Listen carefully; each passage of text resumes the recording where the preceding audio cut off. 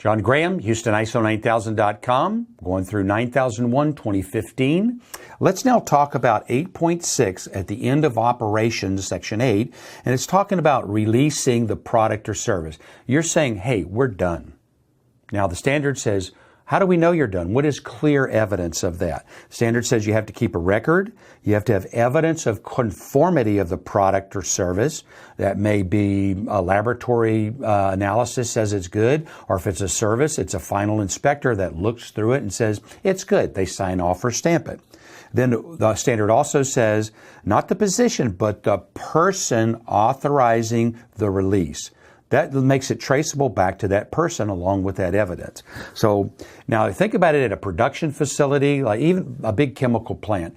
That release could be anywhere from the lab personnel, lab tech or lab manager signing off on analysis, or it could be somewhere in the logistics department. I've seen that. Or it could be all the way out at the gate, where you have a person at the gate, and that person doesn't know anything about that analysis, but they have a checklist that says, I have to have these 5 things, an approved analysis, a bill of lading, et cetera, and they check them off. And if they can't check them off, they're going to hand the clipboard back to that driver and say, turn your truck back around and go back to logistics, and something's missing. Otherwise, if it is good, they check off, they'll initial off, they now have a record of that, and they open the gate and the driver can leave. So it could be anywhere from the end of production, laboratory, could be some inspector in the QC group. There's lots of opportunities of what it could be. You decide.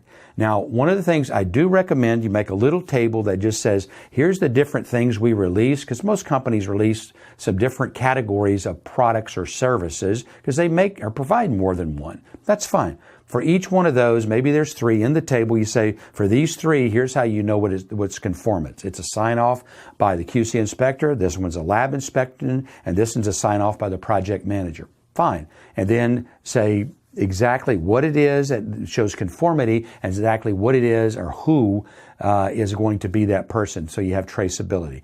A table is not required by the standard, but it is very helpful.